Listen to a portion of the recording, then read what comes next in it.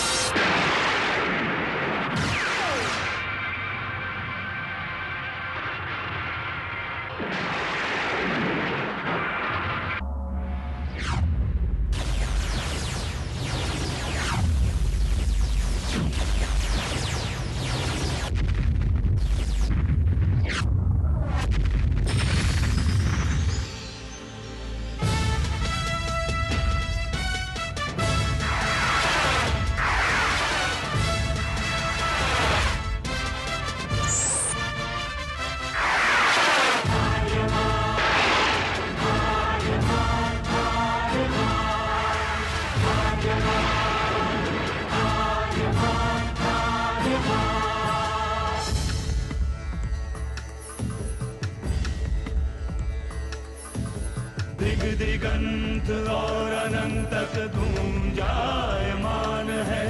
ब्रह्मनाद है विधि का वो अटल विधान है। धर्म की अधर्म पर विजय का वो प्रमाण है। जायमान है वो अटल विधान है। विजय का वो प्रमाण है। ब्रह्मांड का महान योद्धा आर्यमान है।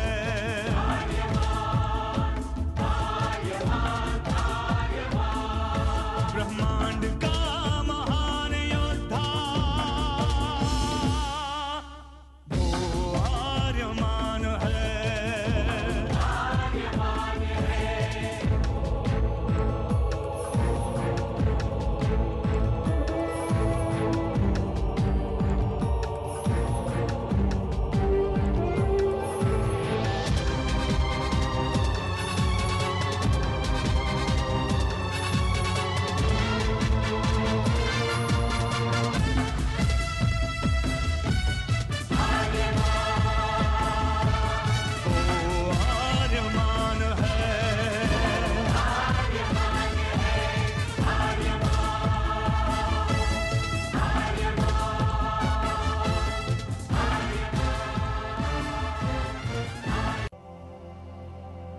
अनंत असीम ब्रह्मांड, अद्भुत, विशाल, विराट, जहां असंख्य आकाश गंगाएं प्रतिक्षण बनती रहती हैं, मिटती रहती हैं।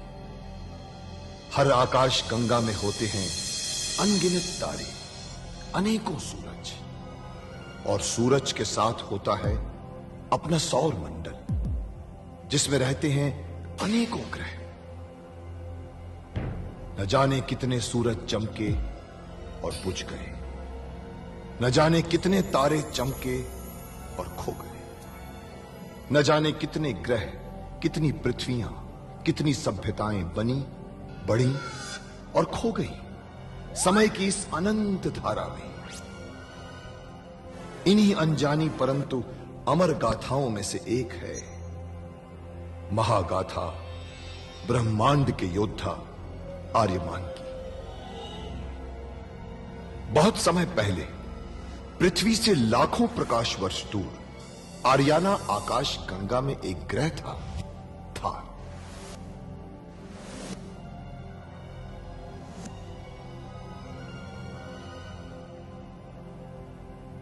थार एक रेगिस्तान था, पानी की बूंद नहीं थी, फिर भी पूरे ब्रह्मांड के लिए मूल्यवान था थार, क्योंकि थार में थी ऐसी खाने जहां से दुर्लभ जीवनदायी पदार्थ निकलता था, जिसे थारस कहते थे।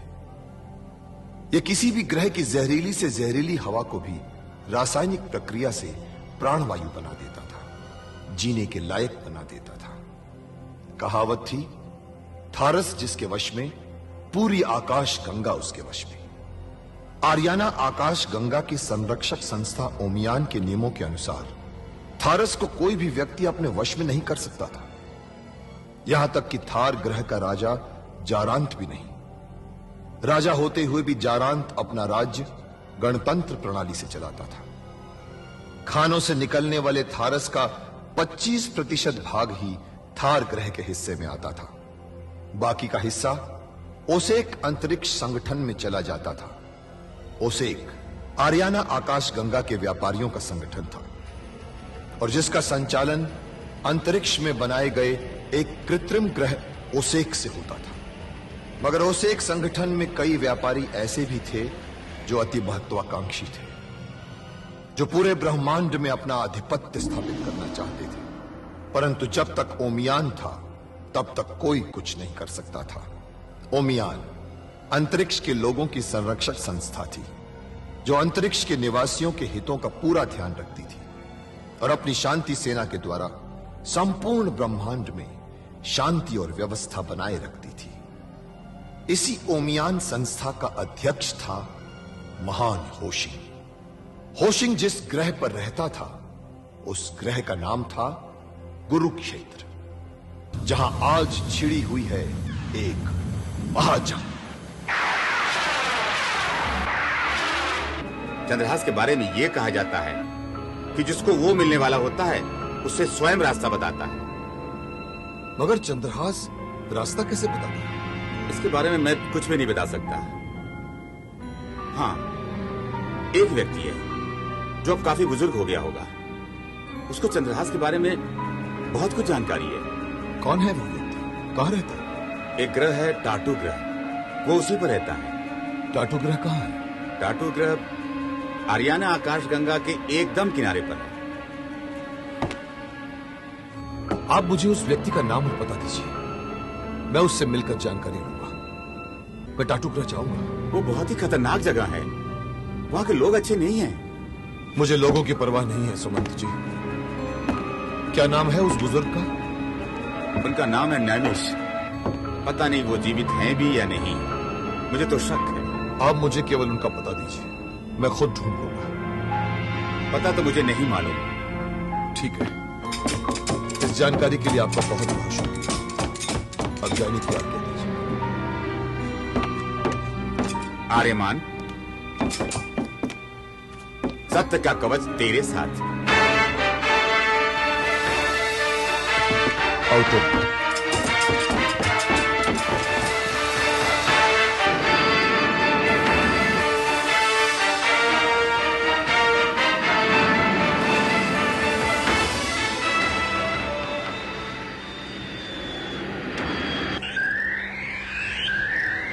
वो रहा आर्यमान का यान।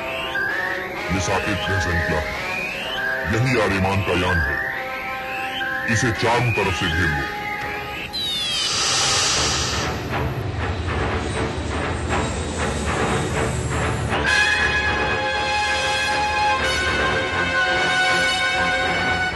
तो वो हम चारों तरफ से दुश्मन की यानी से पूछ रहे हैं और हमारे पास वक्त नहीं मिल सकता, क्योंकि हमें जल्द से जल्द टाटू ग्रह पहुंचना।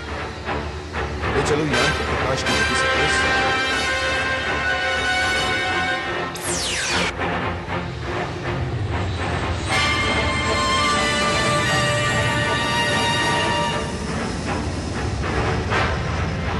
तो वो हम बाहर निकले।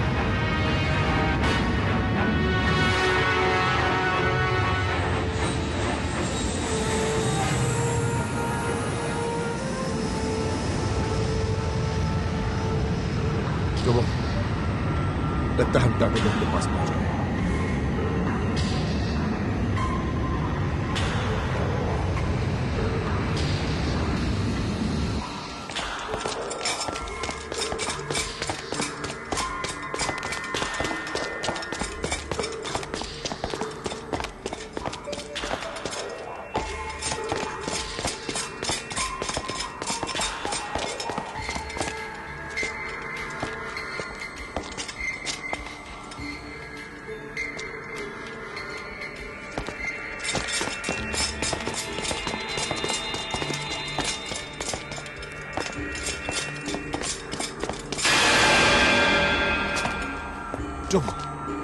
वो देखो, दूर वहां पर एक बस्ती नजर आ रही है। और मेरे साथ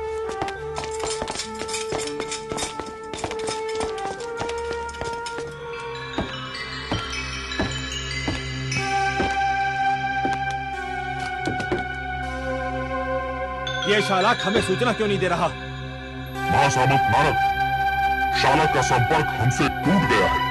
सैनिक, वहां और दूसरे यान भी तो है, वो क्यों नहीं सूचना देते हमारे को? महासामंत नारद, लगता है शालक हमसे संपर्क करने की कोशिश कर रहा है।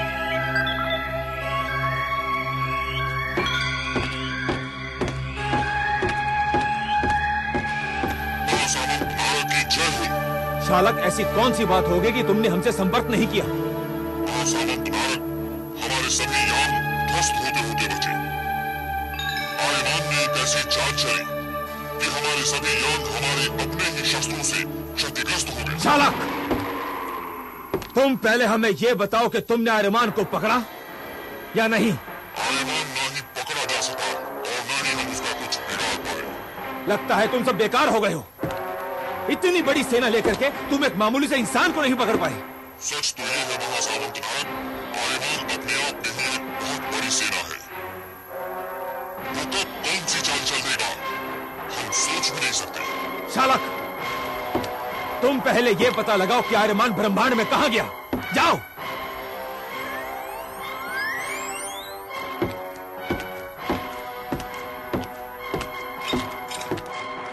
तुम लोग यहां खड़े खड़े मेरा मुंह क्या देख रहे हो?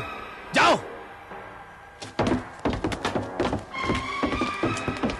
आर्यमान, आर्यमान, आर्यमान, ये आर्यमान मेरे हाथ कब आएगा?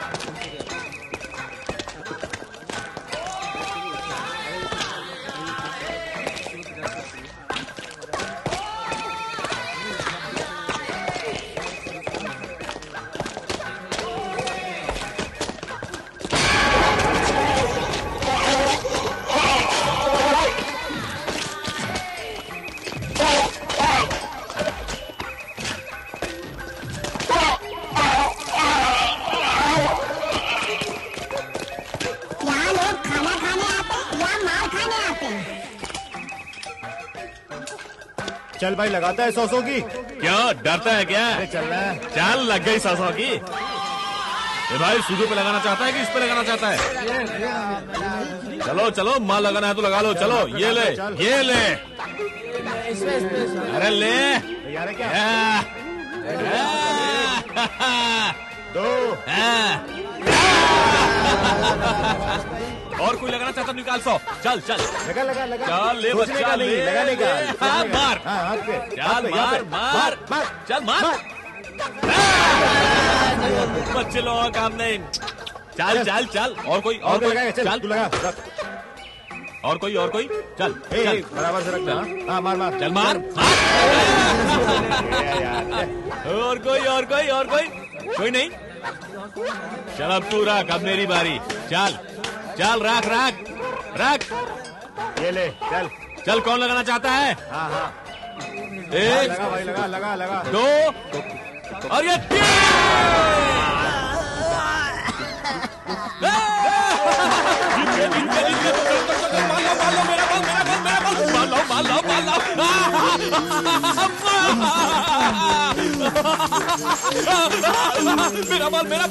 मेरा बल।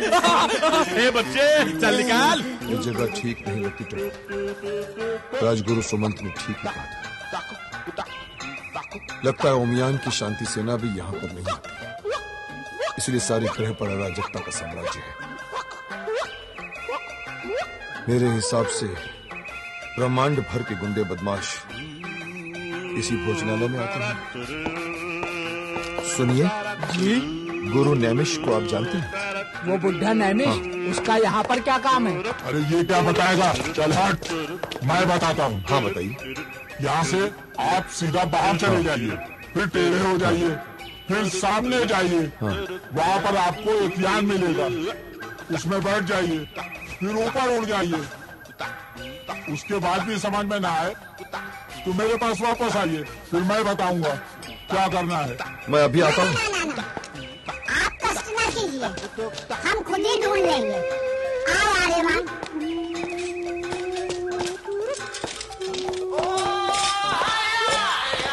आओ चलो।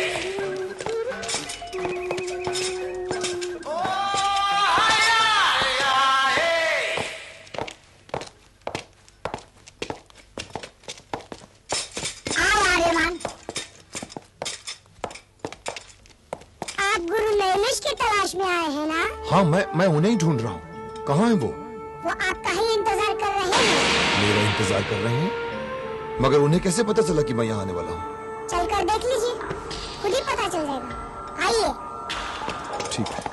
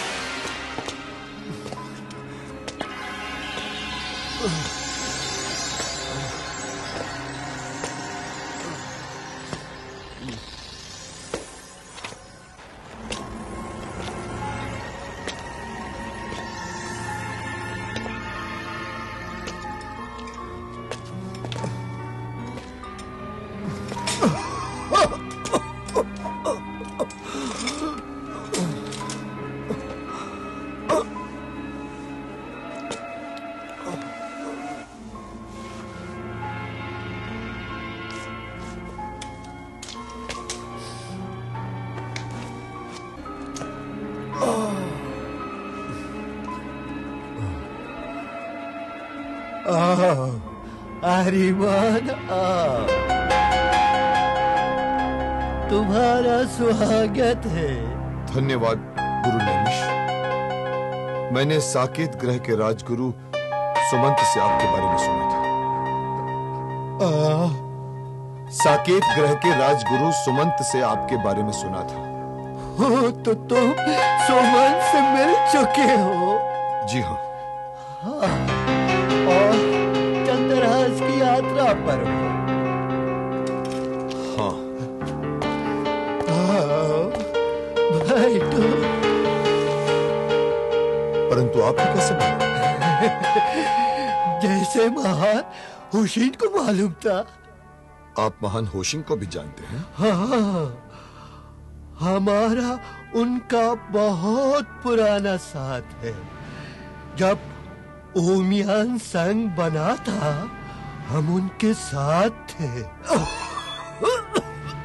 वो एक महान दार्शनिक और महान भविष्यवक्ता है।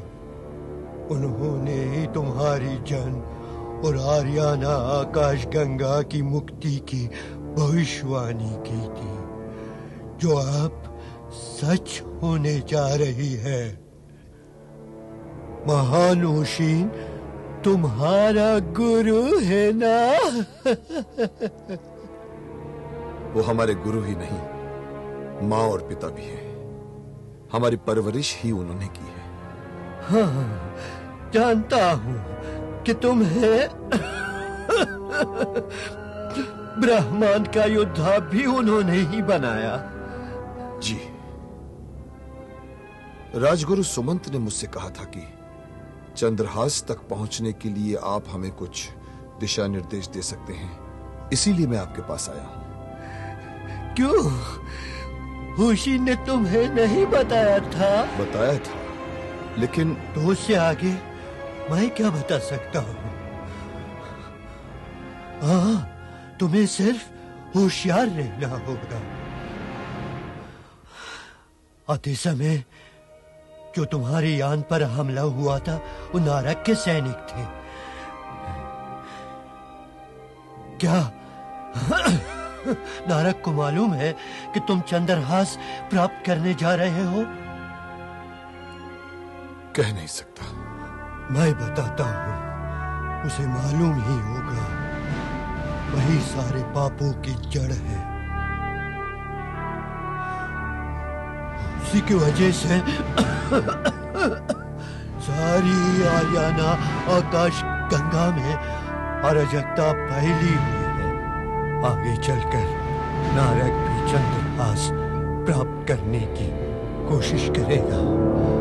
चंद्रहास उसके हाथ में जाए उससे पहले तुम्हें चंद्रहास प्राप्त करनी होगी। जब पहला ब्रह्मांड युद्ध हुआ था तब मैंने चंद्रहास को देखा था। वो एक अद्भुत अस्त्र है। जब वो प्रज्वलित होती है तो ऐसा लगता है जैसे सैकड़ों सूरज एक साथ उदय हो गए हो। उसकी छाया में भी इतना तेज है कि भूमि के जिस हिस्से पर वो पड़ती है वो धारस बन जाती है। हाँ, ये बात तो महान होशिंग ने भी मुझे बताई थी। इसीलिए तुम्हें सावधान रहना चाहिए और यहाँ से ईशान दिशा की ओर उड़ना है तुम्हें। लेकिन चंद्रहास तक मैं कैसे पहुंचूंगा? महान होशिंग ने तुमसे क्या कहा था? गुरु होशिंग ने मुझसे कहा था कि हमारे हृदय में दिशा निर्देश अपने आप आते जाएंगे। इसका मतलब है कि चंद्रहास तुम्हें अपनी ओर खींच रहा होगा। देखना, स्वयं तू उसके तरफ खींचते चले जाओगे। परंतु याद रहे, बाधाएं अवश्य आएंगी और हर बाधा तुम्हारी मंजिल की एक सीढ़ी होगी। जाओ जाओ, हरिमान सफल होकर आओ। जाओ। जी गुरुदेव, प्रणाम। सत्य का कवच तेरे साथ